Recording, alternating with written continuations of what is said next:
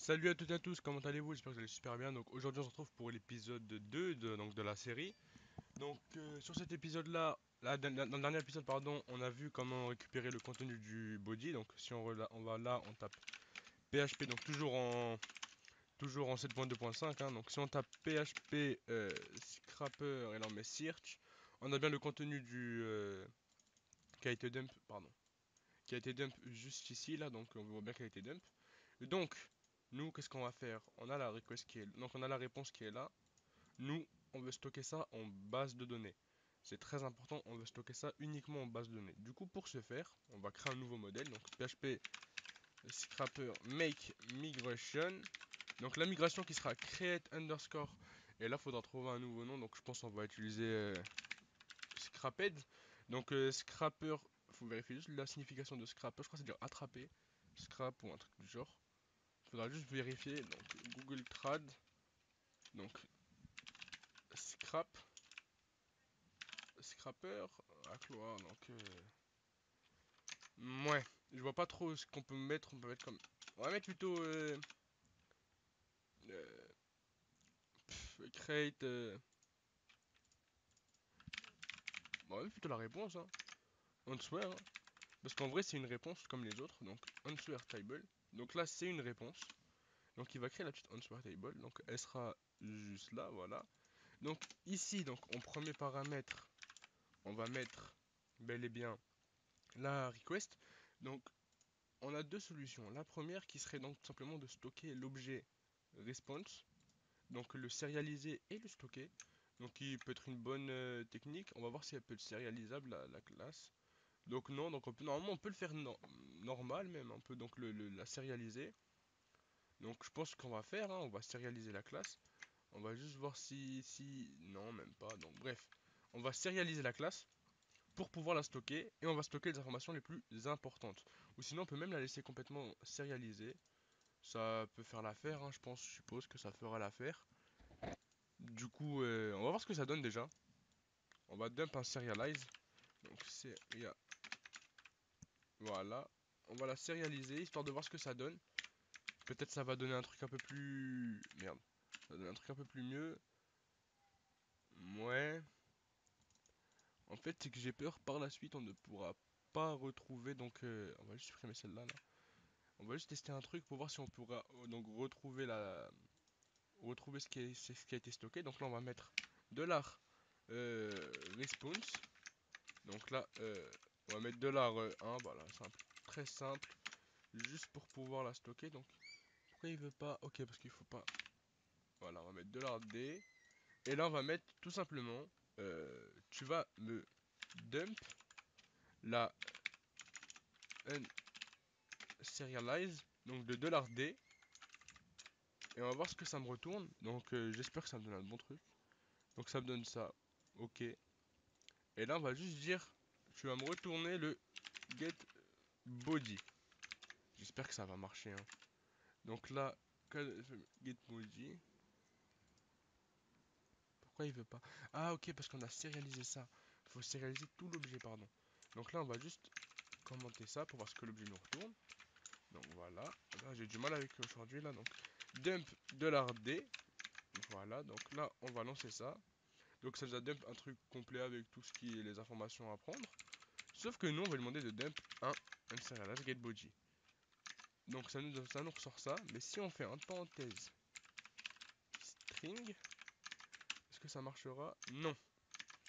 Donc la méthode unserialize ne marche pas. Il faudra donc stocker nous-mêmes le body à part. Donc pour ça, je sais pas trop comment faire. J'aimerais bien récupérer le body dans la request, quoi. En gros, ce serait beaucoup mieux. Donc je sais pas trop comment faire. Donc la request qui nous retourne une réponse normalement. Non, même pas. Si, normalement, il nous retourne une réponse. Si, je suis pas fou. Ça nous retourne quoi? Ça nous retourne un truc mixte. Bon, bref. Ce que je vais faire, ce que je sais. Bon, attends, on va juste voir. La request async, qu'est-ce que nous retourne? Elle nous retourne. Bah non, en fait, c'est vu que c'est des requests asynchrones. Oh là là, j'ai un petit. On va voir s'il y a une autre request async.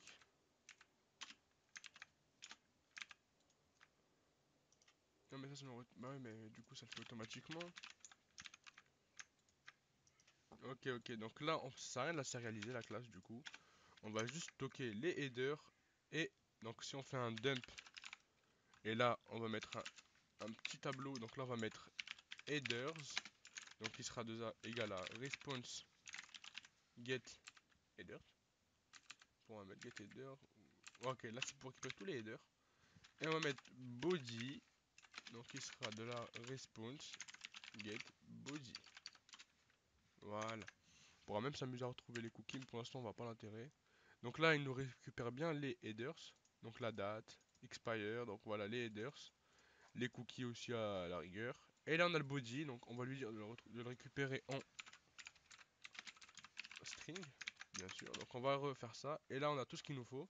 Donc le body et les headers. Donc parfait. Donc on a quoi aussi dans une requête? Donc là pour voir ce qu'il y a dans une requête, on va faire request. Voilà, request HTTP. Donc on va voir qu'est-ce qui est retourné. Donc voilà, voilà. Donc on va voir ça. Non. Comment on peut voir ça? Ok. Non, attends, je vais voir si ça enregistre encore. Oui, ça enregistre encore, c'est parfait. Du coup, qu'est-ce qu'on peut faire? Ce qui peut être... Non. Donc là, ça c'est la request. Et ça c'est la réponse. Donc en dessous, on a le body. Donc qui est directement filtré par Guzel. Parfait. Donc en vrai, on n'a pas tant que ça à faire, hein. On n'a pas... Bah, en fait, on a que ça hein, à récupérer. Du coup, on a récupéré les headers et le body. Donc ces deux trucs là qu'il faudra donc les stocker en base de données. Donc pour ce faire, on a créé la petite classe answer. Donc là, on va mettre un string. Donc qui sera bien sûr avant tout les headers. Donc, headers. Donc les headers qui seront, je pense, sérialisés. En fait, j'hésite entre sérialisé ou encodé en JSON. J'hésite vraiment parce que en fait, la fonction serialize, elle est parfaite pour les classes.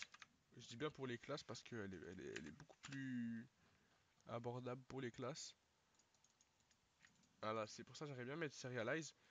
Mais ensuite, par la suite, un petit JSON en code, hein, donc ça fera pas de mal aussi, hein. Ça marchera tout aussi bien. Voilà, ça marchera tout aussi bien un JSON en code.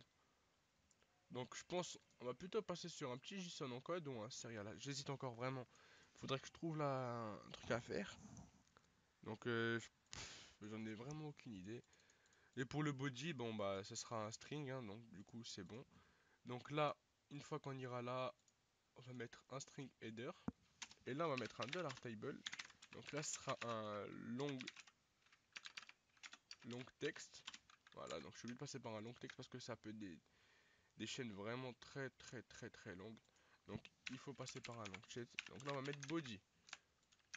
Ensuite par la suite on pourra même mettre un response time. Donc on va voir avec Guzel si on peut récupérer ça. Donc Guzel PHP. Donc response time. Non. Ce que je voudrais c'est récupérer le response time. Donc euh, comment on peut faire ça? Pas le timeout, moi j'aimerais bien. Attends, on va faire ça. Get response time Guzel. On va voir ça tout de suite. Ça, tu te fermes. Donc là, on stats. Ok, donc en gros, la request, elle nous retourne une stat. Donc ce sera une fonction qui sera exécutée. Donc get ok. C'est quoi Guzel Bundle? Ok, en gros, c'est pour faire un client qui est. Ouais, ok, c'est pour faire un truc comme ça. Non, moi je veux juste récupérer le temps de la request. Donc là, ils mettent des micro-time. Ouais, ça peut être une bonne solution aussi, hein. Mais bon, non. En fait, il n'y a pas un truc qui appartient bien à Guzel, donc on reste sur Guzel. Donc vas-y, tu sais quoi, si ça marche pas, on va le faire comme ça. Donc, $table. Donc ce sera un int, integer. Et on dira donc response underscore time. Voilà. Donc ce sera le temps qu'il va prendre à répondre. Donc il sera en millisecondes. Faut bien préciser. Donc, nous on va le mettre en secondes. Je pense qu'on va le mettre en millisecondes ou en secondes. J'hésite encore. Bon, pour l'instant, cette petite fonction là, on va la virer. On va la mettre plus tard. Parce que là, pour le moment, c'est pas un truc assez. C'est pas un truc assez. Vraiment, c'est pas un truc important pour l'instant. C'est plus tard qu'on voudra mettre un bon pour bien répertorier les liens. On fera ça comme ça. Mais pour le moment, il est pas mal comme ça. Du coup, le header. Donc là, on a un petit JSON en code. Donc on a un body. Il faudra bien qu'on l'ajoute là. Donc ici, on va créer un modèle. Donc PHP artisan make model. Donc on appellera answer. Voilà. Donc answer qui veut dire réponse. Si je me trompe pas. Hein. Answer. Réponse. Parfait. Du coup, notre petit modèle answer qui est, pardon, juste là. Donc on va le de la protected de la fee label, donc qui sera égal à, donc c'est le nombre de charactères caractères qu'on va pouvoir autoriser. Donc il y aura déjà les headers et le body. Jusque là, rien de bien compliqué. Du coup là, il faudra donc ajouter la answer. Donc on va faire answer. Donc deux petits points, create. Et là, ça va créer une answer, donc une réponse. La réponse qui sera automatiquement stockée en base de données. Du coup, ici, on va faire un petit PHP artisan, non, scraper, migrate, de petits points fresh, pour avoir une nouvelle base de données. Et là, on va faire un db de petits points seed. Voilà. Donc la base de données a été seedée, donc on va l'ouvrir avec PHP Storm, avec IntelliJ, pardon, avec VS Code, pardon. Donc juste là, Open Database, donc elle est juste là. On a les answers qui sont là et les links qui sont là. Parfait, donc on va lancer un petit coup de scrapper. De scrapper search. Donc là, on a un petit problème. Il ne trouve pas la table answers. Bien sûr, parce que là, on n'a pas précisé que c'était la table answers. Donc on va juste recommencer ce petit bout de code là. Donc on va copier juste ces deux petites lignes là. Voilà, donc on va faire un petit copy. Et là, on va mettre un coup de PHP scrapper make migration. Donc create underscore answers table. Voilà. Donc ensuite, par la suite, on va supprimer l'ancien. Hein. Donc on va ouvrir le nouveau. Et là, on va coller les deux lignes que j'ai copiées tout à l'heure. Donc là, on va faire un petit coup de PHP artisan migrate fresh. Et là, un petit coup de dbseed. Donc si on vérifie notre... On va tout fermer, comme ça on est... Ah merde. Bon, on va juste rouvrir le VS Code. Du coup, si on fait ça, Open Database, donc on lui dit de run ça, donc de run la table answers. On ferme ça. Donc là, on n'a aucun résultat. Si on va dans table links, on aura donc tout ça. Jusque là, on est corda. Donc on va taper un petit... Non, pas cette commande là. On va taper juste cette commande. Bon, on va voir quand on va tout relancer, il faut que ce soit propre. Hein. On va taper un petit search juste là. On a été lancé. Si on va dans Answer, on demande de lancer. On a bien tout ça. Donc en premier lieu, on a tout ce qui a été, tout ce qui concerne donc la réponse. Et en deuxième lieu, on a l'HTML qui est juste là. Donc c'est un très long texte, pour ça j'ai mis un long texte. Donc on va chercher un site où on pourra le mettre, par exemple un site comme celui-là. Donc on va voir si c'est assez long. Oui, voilà. Donc c'est indenté, c'est ce que je voulais. Juste un truc qui soit indenté. Donc on va fermer ça. On va se rendre sur la seed, voilà, juste là. Et on va rajouter un autre lien. Merde, on va rajouter un autre lien. Donc qui sera ligne de petits points, create. Voilà. Et là on va mettre le link qui sera égal à celui-là. Donc ça, on va mettre un petit point virgule juste là. On va refaire un coup de migrate fresh et de dbseed. Et là si on fait un search, on aura un truc beaucoup plus complexe normalement. Donc il faudra juste relancer la complex answer. Et là, on a vraiment tout le code. Donc, on va juste aller à... Il est où le code? Ah oui, parce que du coup, voilà, pour lui, c'est ça. Donc là, on aura tout. Là on a, on a les headers. Et là, on a donc l'HTML complet. Donc, il ne reste plus qu'à parser ce petit coup d'HTML. Donc, avec les liens, tout ce qui concerne l'HTML. Donc, on va le parser. Et une fois qu'on le parsera, bah, on verra ce que ça donne, hein. Donc ça, ce sera pour lorsqu'on va traiter les answers, donc les réponses. Donc on est déjà à 15 minutes de vidéo, donc je pense qu'on va le faire maintenant même. Je pense, je suis pas sûr, donc on va se retourner sur VS Code. On va fermer ça, on va fermer ça. Donc là, on a le answer qui sont là. Donc pour les headers, très important, il faudra aller dans le answer juste là. Donc on va lui dire public function, donc get header attribute. Bien sûr, parce que si vous vous en rappelez, si à cet endroit-là, donc on va créer une autre commande, on va mettre on va créer une autre commande, donc php scrapper make commande, donc on va l'appeler parse commande. Donc là c'est une commande qui va parser les commandes, donc elle est juste là. Voilà, donc là on va mettre parse. Donc ici la commande description on va mettre parse html content, voilà, donc c'est très simple. Et donc cette commande là si on la lance, bon on va la lancer juste après. Pour le moment, cette commande-là doit nous faire un travail. Donc on va lui dire tu vas récupérer la answer qui est juste là. Donc la première, hein. Donc la première, comme exactement ce comme on a fait dans la commande search. Donc voilà. Donc on fait deux petits points first. On va le taguer, le petit tag là en dessous. Donc on va lui dire $answer, donc ce sera égal à ça.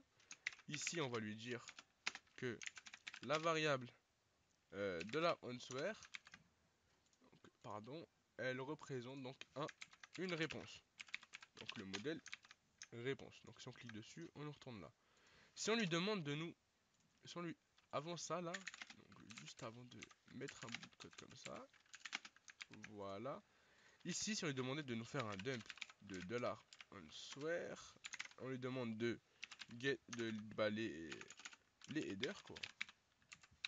Il va nous retourner un JSON. Si je suis pas fou, il nous retourne un JSON. Voilà, il nous retourne un JSON qui est très moche, hein. Donc on peut pas encore le travailler avec PHP. Nous, ce qu'on veut, c'est que lorsqu'on va faire ça, ça va nous retourner un tableau normal. Donc, on va effacer ça, voilà. Donc, public. Donc, ça, c'est les attributs magiques, je crois, je sais plus comment ça s'appelle. On va lui dire de nous return, donc, un JSON underscore decode. Donc, on va effacer ça, là. De headers. Donc, les headers qui seront juste passés là. Donc, ce sera juste là. Voilà. Donc, si on fait ça, normalement, ça nous retourne un JSON, donc parfait.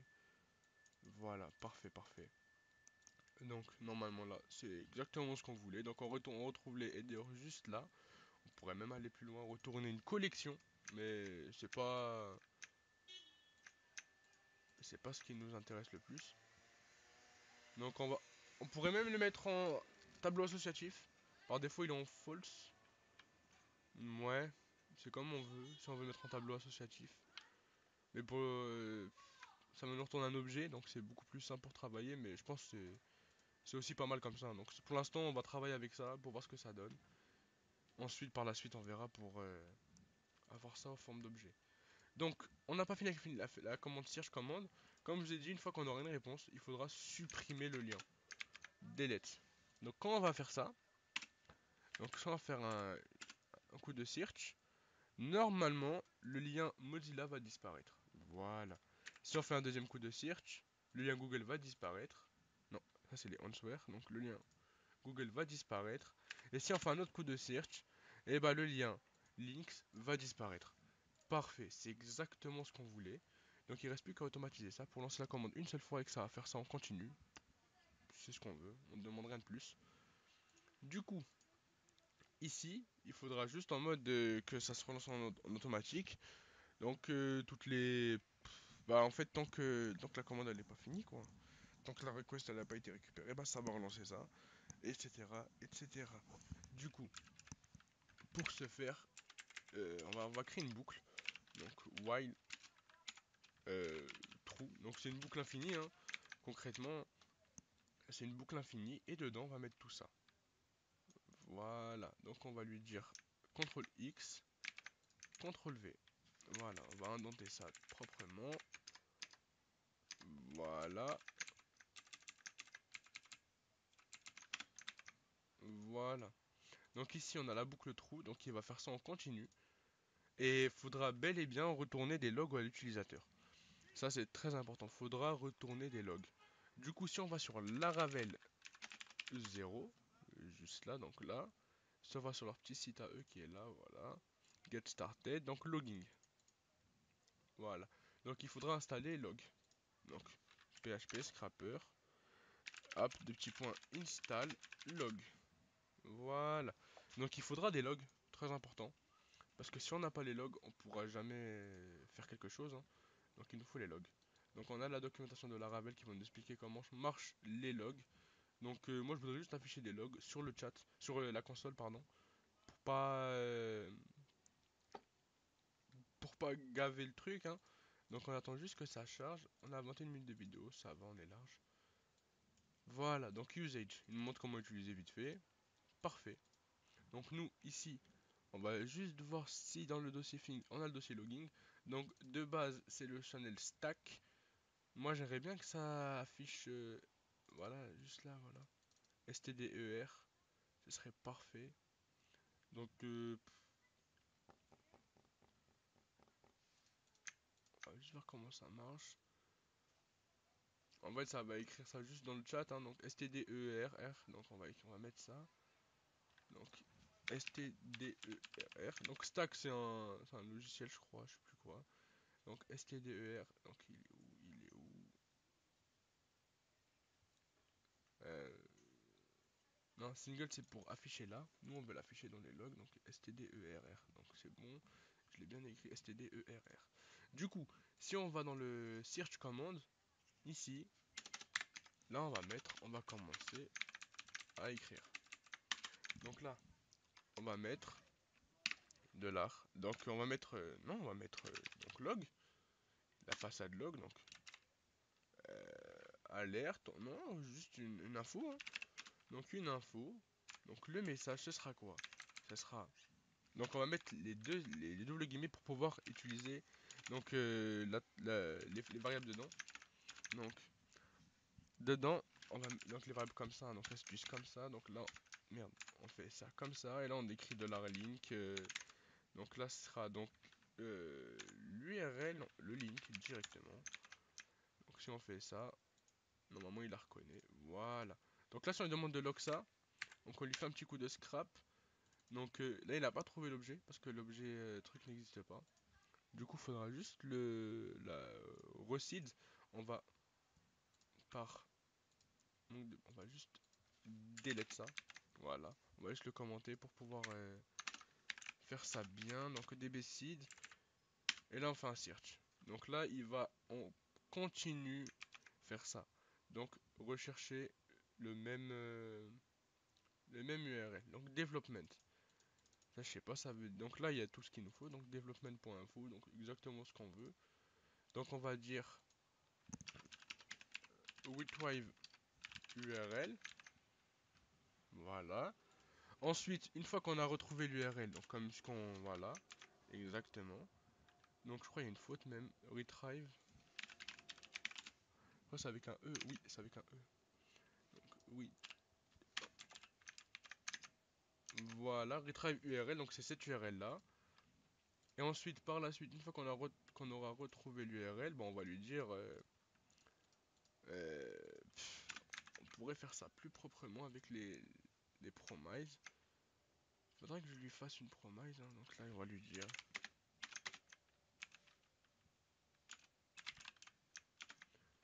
En fait, j'aimerais bien lui mettre une promesse, comme ça, en gros, ce sera plus simple pour faire tout ça. Mais bon. Donc, on va juste voir les promesses, comment ça marche. Donc, Guzel promise. Voilà. Juste pour voir comment ça marche, hein, donc à peu près. Non, c'est pas ça. Moi, je veux. C'est pas ça ce que je veux. Voilà, c'est les requêtes asynchrones. Voilà, donc ça c'est une promise normale. Nous, ce qu'on veut, c'est ça. Donc en gros, qu'est-ce que je comprends? Euh, Non, on va aller sur le site de Google directement.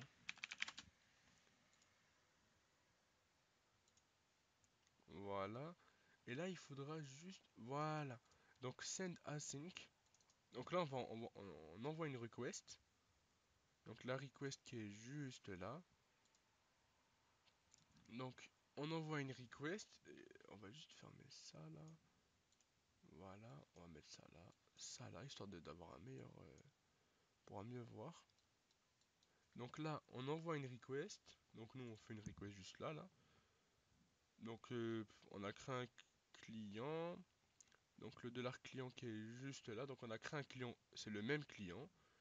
Ensuite, dollar, on va créer un dollar request.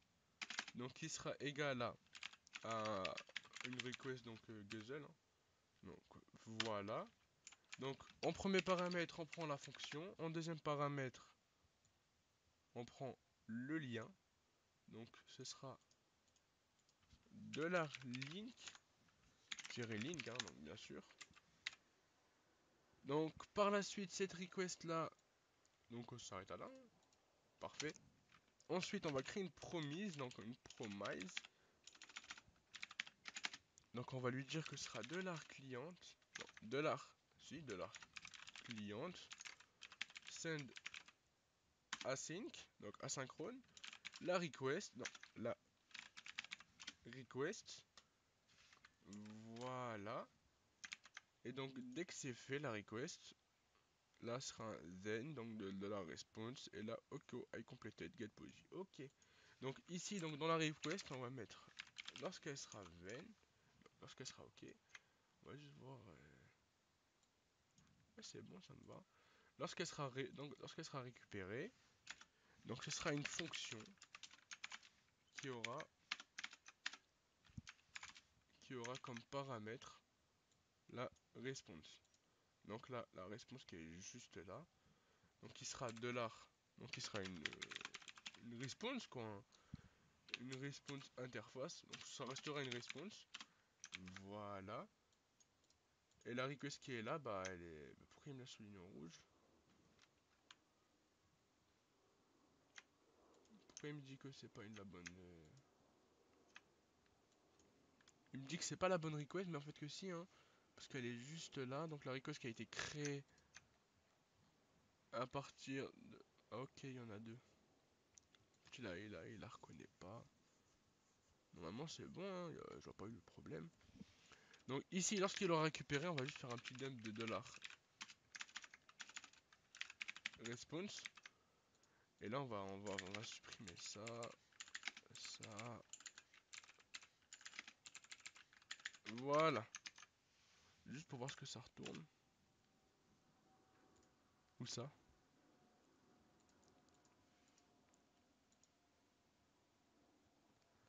Il me dit comme quoi il manque un petit truc, hein, donc un petit. Ah, voilà, pardon, je suis fou moi aussi. Ok, j'ai mis un deux petits points au lieu d'un point virgule. Voilà, donc class request does not exist. Alhamdoulilah. Donc là, on va recréer une request, donc on va. Voilà, donc on va la remettre. Et il ne trouve pas la classe request. Euh... Pourquoi il veut la passer dans le container? J'en ai aucune idée. Pourquoi il veut la passer par là? Donc le request qui est là, donc normalement elle n'a rien à voir avec le container de la Ravel. Pourquoi il me fait ça?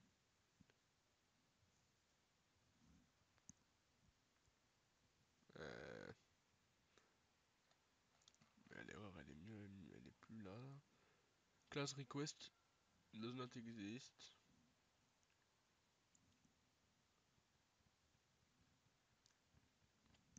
Oui, il me sort ça. Euh,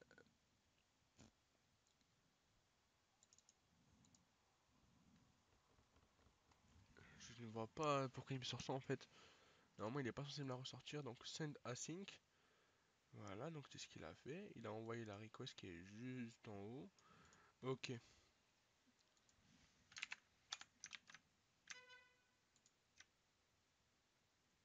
Request interface. Sinon, je demande juste de la request. Hein.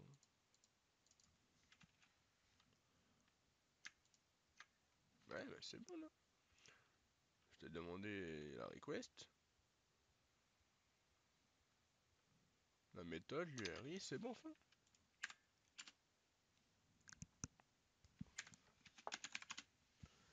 Il est où le souci? Mais à quel moment il fait ça? À quel moment il a voulu faire un make? Je lui ai jamais dit d'instancier ça, moi. On va voir ça là. Et parce que la Ravel marche avec un système de conteneurs. En gros, c'est lui qui va te donner la classe. C'est pas toi qui va la créer toi-même. Mais là, à aucun moment je lui ai dit de me donner la classe hein, ou de faire quelque chose.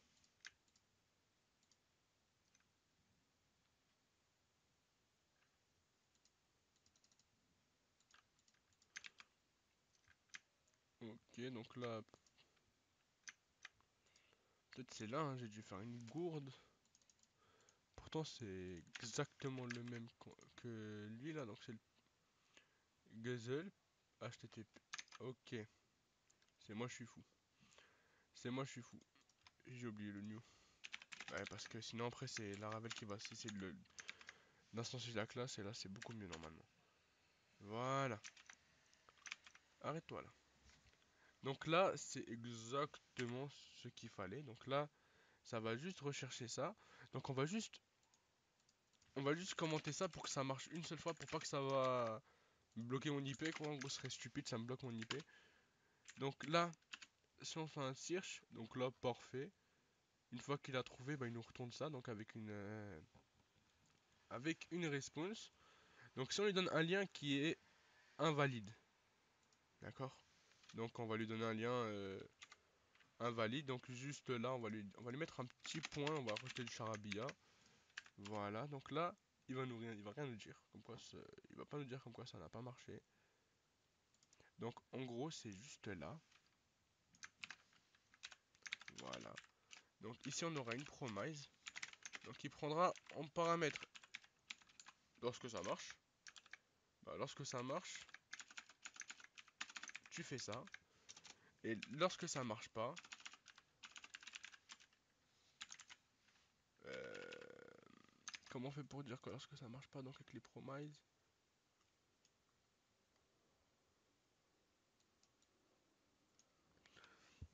Async request, juste là, voilà. Donc lorsque ça marche pas,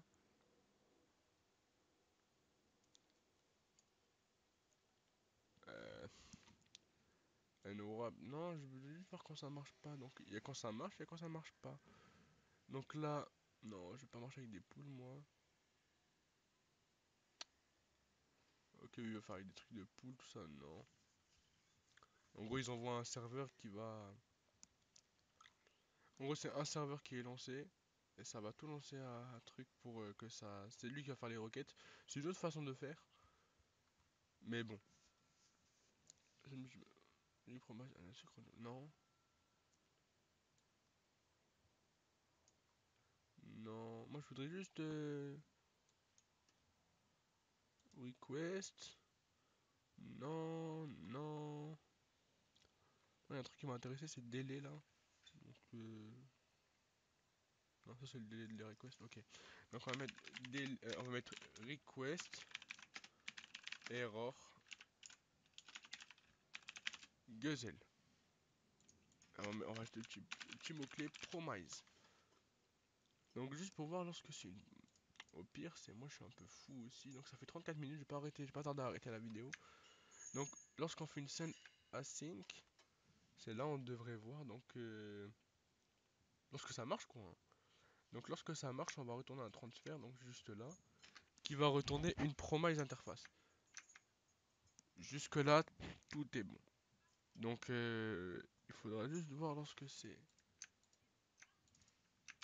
promise interface. On va juste copier ça. Et là on va coller ça.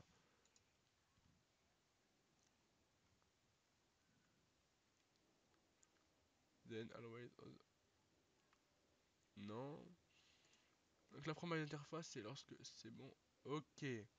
Ok, en fait c'est moi. Il y a la première il y a la première lorsque c'est bon et lorsque c'est pas bon.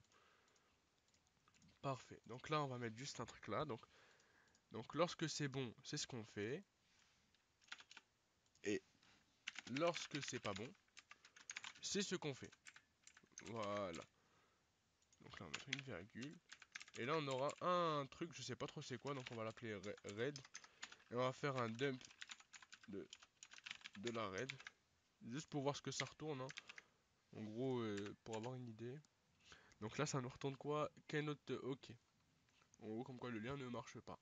Donc si le lien ne marche pas, on va donc tout simplement supprimer le lien sans rien faire, hein. On va pas s'amuser à faire autre chose. Donc si le lien ne marche pas, on va faire un $link delete. Voilà. Mais on va dire juste avant, donc log de petit point info. Donc on va dire, on va envoyer, donc ça aurait été une requête. Donc get avec un statut code, donc qui sera, il retourne une réponse, non, il retourne pas une réponse, il retourne quoi? Il retourne un, si ça reste une réponse, hein. Donc ça reste une réponse interface. Donc ici on va mettre response interface, exactement comme l'autre. Donc là on va mettre response. Et juste là on va les dire, donc là, bah, de la response. Donc là on aura le statut code, donc le code de retour. Oui, donc c'est exactement ce qu'on veut, hein. On va même mettre la réponse, la request. En fait c'est un client exception qui prend... Non. Attendez, je suis fou moi aujourd'hui.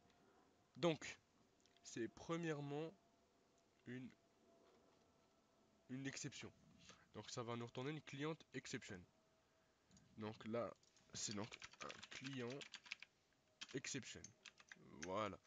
Donc le client exception, donc il va prendre en paramètre de la response, la request, donc request méthode. Voilà. Très simple. Il n'y a pas long à dire sur ça, hein. Donc si on teste ça, ok. On m'a pas dit que c'est...